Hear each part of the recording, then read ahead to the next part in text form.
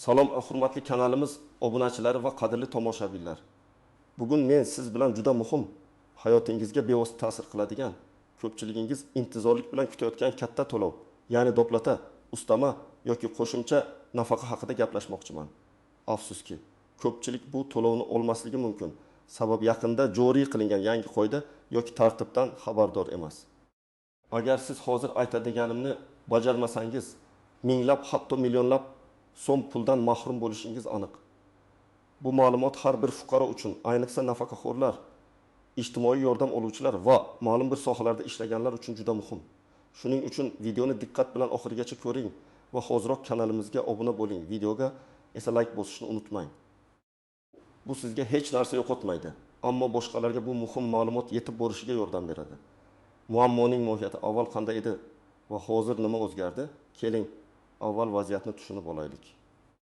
Ilgari ko'plab ijtimoiy to'lovlar, nafaqa va pensiya miqdorini qayta hisoblashlar asosan avtomatik tarzda amalga oshirilardi. Masalan, pensiya oshirilganda yoki minimal iste'mol xarajatlari o'zgarib, nafaqalar qayta ko'rib chiqilganda sizdan qo'shimcha hujjat talab qilinmasdi. Pensiya jamg'armasi yoki boshqa tegishli tashkilotlarning o'zlari mavjud ma'lumotlar bazasidan foydalanib, sizga tegishli bo'lgan summani hisoblab to'lab berishardi.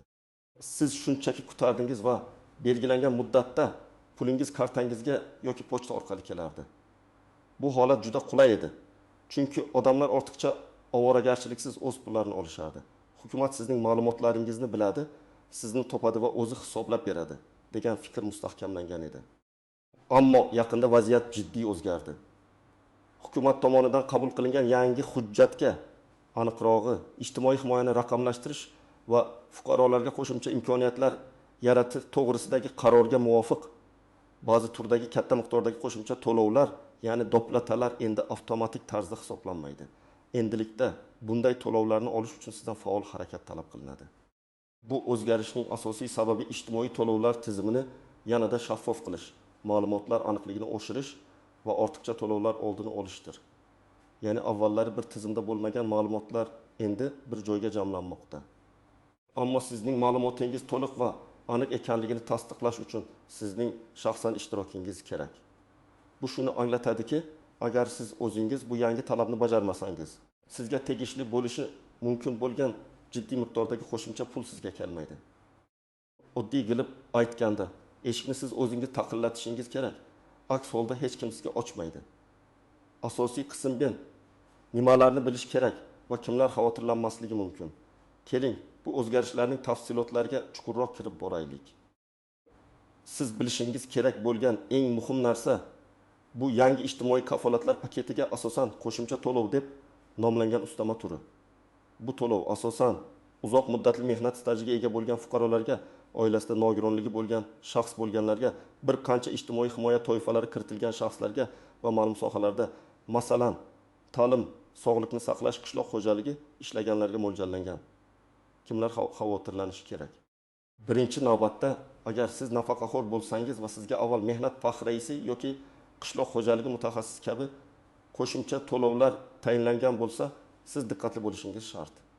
Ikkinchidan, agar sizning oilangizda yoshga doir yoki nogironligi bo'lgan bolalar uchun nafaqa oluvchi bo'lsa va sizning oilaviy ahvolingiz yoki daromadingizda o'zgarishlar yuz bergan bo'lsa, siz ham xavotirda bo'lishingiz kerak.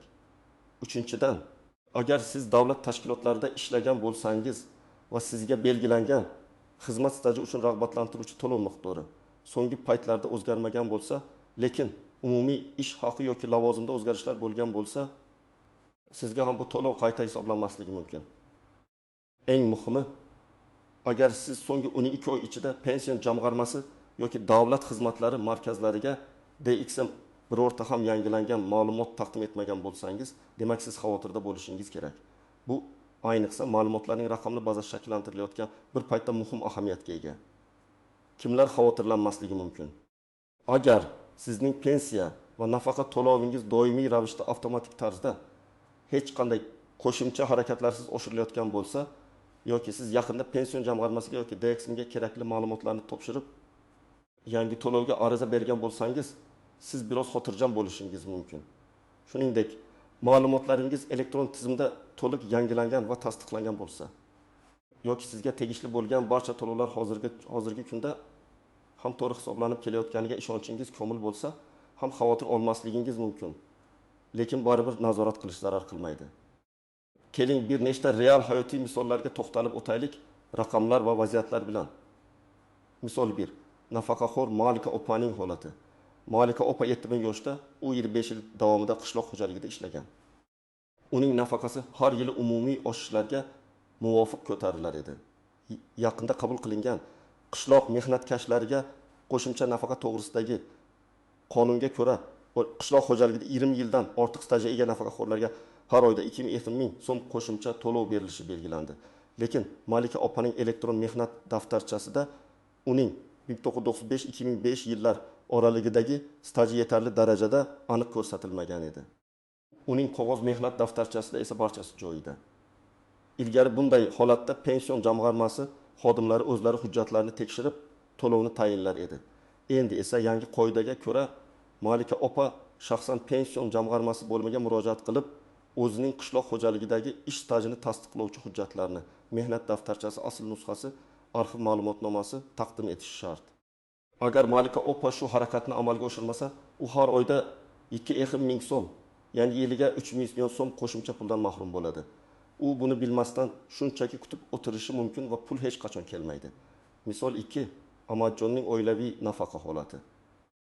Amadjonning oilasida 3 nafar voyaga yetmagan farzandi bor. U har oyda bolalar nafaqasini oladi. Uning umumiy miqdori 500 ming so'm.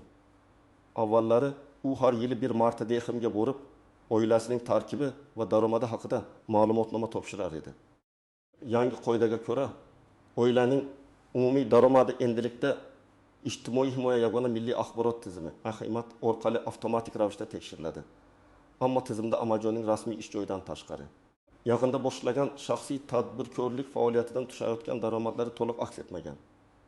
Bu holatda agar Ahmadjon 2024 yil iyulgacha o'zining barcha daromadlarini IXIMATga kiritish yoki DXM orqali yangilash to'g'risida ariza bermasa, tizim uning daromadlarini noto'g'ri baholab, nafaqa to'lovini to'xtatishi mumkin.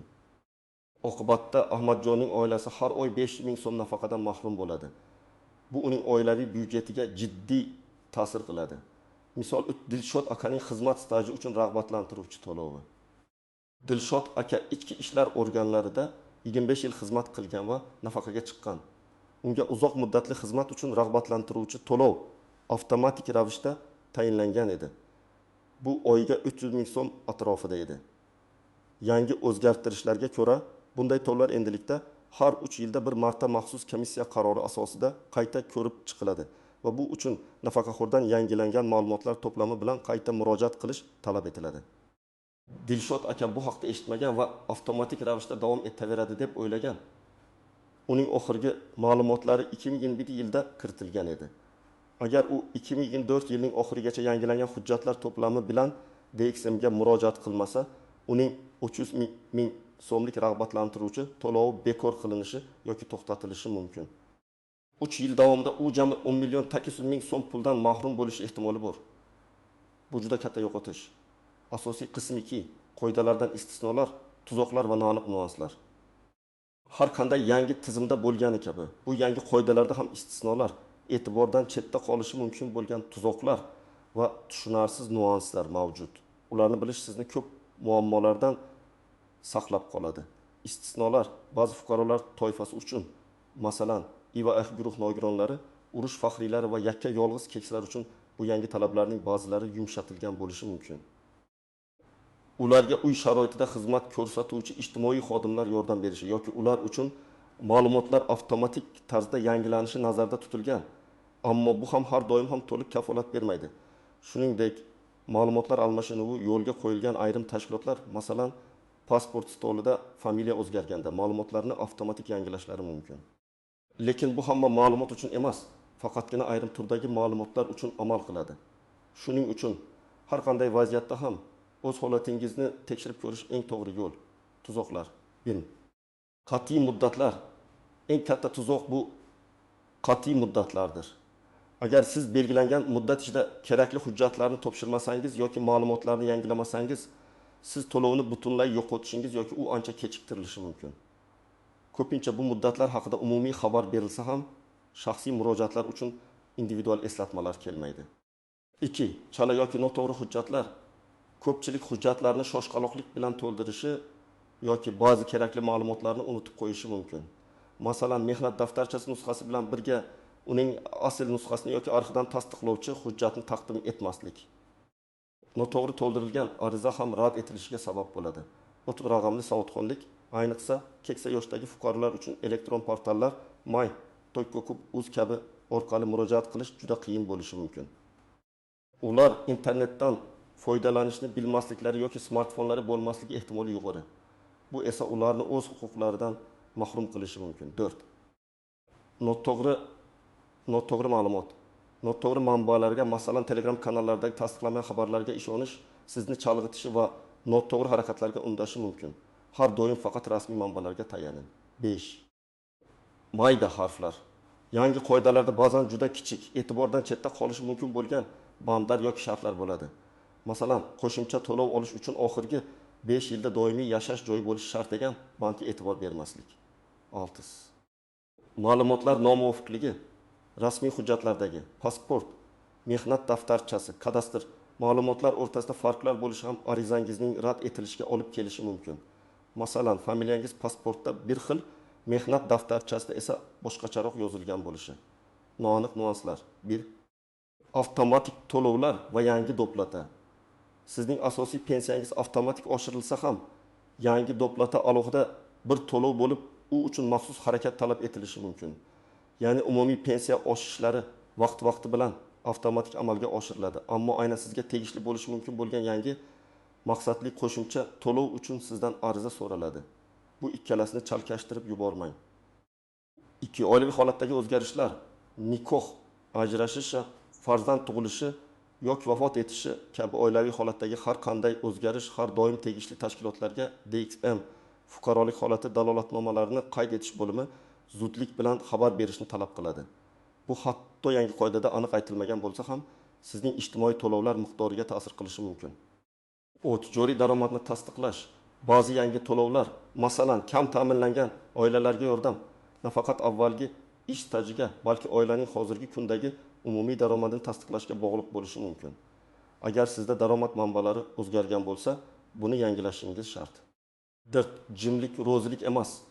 Yangi tizimda agar siz hech narsa qilmasangiz, demak sizga kerak emas degan tamoyil amal qiladi. Tizim sizning eligibilitingizni avtomatik ravishda tasdiqlaydi deb o'ylamang. Agar siz harakat qilmasangiz, siz to'lovdan mahrum bo'lasiz.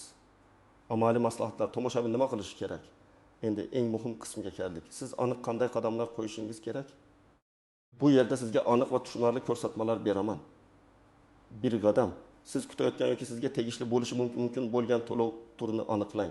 Siz qanday turdagi doplataga umid qilyapsiz? Bu pensiya uchun qo'shimcha ustama, bolalar nafaqasi uchun qo'shimcha yordam, ma'lum bir soha xodimlariga beriladigan rag'batlantiruvchi to'lovmi? Avvalo, o'zingizga tegishli bo'lishi mumkin bo'lgan to'lov turini aniqlab oling. Agar bilmasangiz, my.gov.uz portalida pensiya va nafaqalar yoki ijtimoiy himoya bo'limini ko'rib chiqing. Yoki DXMga murojaat qiling. 2 qadam, rasmiy manbalarni tekshiring. Eng ishonchli va to'g'ri ma'lumotni olish uchun rasmiy manbalarga murojaat qiling. O'zbekiston Respublikasi Pensiya jamg'armasi sayti PFMF.uz, Mahalla va nuroniylarni qo'llab-quvvatlash vazirligining rasmiy veb-sayti Mahalla.uz, yagona interaktiv davlat xizmatlari portali. Ushbu saytlarda yangiliklar yoki savollar va javoblar bo'limlarini diqqat bilan ko'rib chiqing. Ko'pincha yangi qoidalar va ularga tegishli tushuntirishlar shu yerda e'lon qilinadi. 3 qadam, qanday hujjatlar kerakligini aniqlang. Har bir to'lov turi uchun hujjatlar ro'yxati farq qilishi mumkin, ammo umumiy talab qilinadigan hujjatlar quyidagilardir. Shaxsni tasdiqlovchi hujjat, pasport yoki ID karta nusxasi, asl nusxasi ham yonida bo'lishi kerak. Mehnat daftarchasi nusxasi, agar mavjud bo'lsa. Mehnat stajini tasdiqlovchi boshqa hujjatlar, masalan, arxiv ma'lumotnomalari, oila tarkibi haqida ma'lumot, agar to'lov oilaviy holatga bog'liq bo'lsa. Bu DXM orqali olinadi. Daromad haqida ma'lumotnoma, ish joyingizdan yoki tadbirkorlik faoliyatingizdan. Bu bank hisob raqamlaridagi kirim-chiqimlar bilan ham tasdiqlanishi mumkin. Bank hisob raqamingiz, karta raqami haqida ma'lumot, nikoh guvohnomasi, tug'ilish haqida guvohnoma agar tegishli bo'lsa. nogironlik haqida ma'lumotnoma agar mavjud bo'lsa. Bu hujjatlarning barchasi to'liq va tartibli bo'lishi shart. Hujjatlar orasida nomuvofiqlik bo'lsa, ariza rad etilishi mumkin. Shuning uchun hujjatlarni topshirishdan oldin ularning to'g'riligini va bir-biriga mos kelishini 2 marta tekshiring. 4 qadam. Hujjatlarni qayerga topshirish kerak? Arizani va hujjatlarni topshirishning bir nechta yo'li mavjud. Elektron portal orqali, MyBonkubuz. Bu eng qulay va tezkor yo'l. Agar sizda internetdan foydalanish imkoniyati bo'lsa, bu portal orqali o'z profilingizga kirib, tegishli xizmatni tanlab onlayn ariza topshirishingiz va hujjatlaringizni elektron shaklda ilova qilishingiz mumkin. Bu ayniqsa yoshlar va zamonaviy texnologiyalardan foydalana oladiganlar uchun a'lo tanlov. Davlat xizmatlari markazlari DXM. Agar sizda elektron ariza topshirish imkoniyati bo'lmasa yoki yordamga muhtoj bo'lsangiz, yashash joyingizdagi DXMga murojaat qiling. U yerda malakali mutaxassislar sizga hujjatlarni to'plash va arizani to'ldirishda yordam berishadi. Bu usul ayniqsa keksa yoshdagi fuqarolarimiz uchun juda qulay. Pensiya jamg'armasi bo'limlari, ayrim maxsus pensiya va nafaqa turlari uchun bevosita pensiya jamg'armasi bo'limlariga murojaat qilish talab qilinishi mumkin. Mahalla fuqarolar yig'inlari, ba'zi ijtimoiy nafaqalar, masalan, kam ta'minlangan oilalarga yordam mahalla fuqarolar yig'inlarining tavsiyasiga ko'ra tayinlanadi. Agar siz ana shunday turdagi yordamga murojaat qilayotgan bo'lsangiz, mahallangizga murojaat qilishni unutmang. 5 qadam. Belgilangan muddatlarga rioya qiling. Har qanday yangi qoida yoki to'lov turiga belgilangan qat'iy muddatlar mavjud. Bu muddatlarni aniqlang va ularga qat'iy rioya qiling. Muddatni o'tkazib yuborsangiz, sizga tegishli bo'lgan to'lovni butunlay yo'qotishingiz yoki uni olishingiz ancha kechiktirilishi mumkin. Rasmiy saytlarda yoki DXMlarda muddatlar haqida ma'lumot beriladi. 6 qadam. Arizangiz qabul qilinganligi haqida tasdiqnoma oling. Hujjatlarni topshirganingizdan so'ng har doim arizangiz ro'yxatga olinganligi haqida tasdiqnoma yoki kvitansiya oling. Elektron ariza topshirgan bo'lsangiz, sizga elektron pochta orqali tasdiqnoma yoki SMS xabarnoma kelishi kerak. Ushbu tasdiqnomada murojaat raqami yoki sanasi ko'rsatilgan bo'ladi. Bu keyinchalik yuzaga kelishi mumkin bo'lgan har qanday tushunmovchiliklarni hal qilishda asos bo'lib xizmat qiladi. 7 qadam. Yordam so'rashdan tortinmang. Agar siz yuqoridagi qadamlarni bajarishda qiynalayotgan bo'lsangiz, uyalish yoki tortinish kerak emas. Oilangiz a'zolaridan, ayniqsa yoshlardan, texnologiyadan yaxshi tushunadigan qarindoshlaringizdan yordam so'rang. Ular MyTongakuf o'z portalida ariza topshirishda yordam berishlari mumkin. Yoki yuqorida aytib o'tganimdek, DXMga murojaat qiling. U yerda bepul maslahat va amaliy yordam olishingiz mumkin. Xulosa va yakuniy chaqiruv. Aziz do'stlar, bugungi videoda men sizga katta do'plata kelmaydi. Agar buni qilmasangiz mavzusida juda muhim ma'lumotlarni berishga harakat qildim. Tizimdagi yangi o'zgarishlar tufayli ko'plab fuqarolar o'zlariga tegishli bo'lgan qo'shimcha to'lovlardan mahrum bo'lishi mumkinligini eslatib o'tdim. Muhimi shundaki, endilikda sizdan faollik talab qilinadi. Shunchaki kutib o'tirish bilan qo'shimcha mablag'ni olmaysiz. O'z huquqlaringizni bilish va kerakli qadamlarni o'z vaqtida amalga oshirish orqali siz o'zingizning oilaviy byudjetingizga sezilarli foyda keltirishingiz mumkin. Yuqorida aytilgan har bir qadamni diqqat bilan bajaring va rasmiy manbalardan ma'lumot olishni unutmang. Umid qilamanki, bu video siz uchun foydali bo'ldi. Sizning fikringiz biz uchun juda muhim. Iltimos, ushbu mavzu bo'yicha o'z tajribalaringizni yoki savollaringizni izohlarda yozib qoldiring. Bu boshqa tomoshabinlarga ham yordam berishi mumkin. Videoni do'stlaringiz va qarindoshlaringizga ulashishni unutmang. Chunki bu ma'lumot ko'pchilikka kerak bo'lishi mumkin. Va albatta, kanalimizga obuna bo'ling va videoga like bosing. Keyingi videolarda yana ko'rishguncha sog' bo'ling.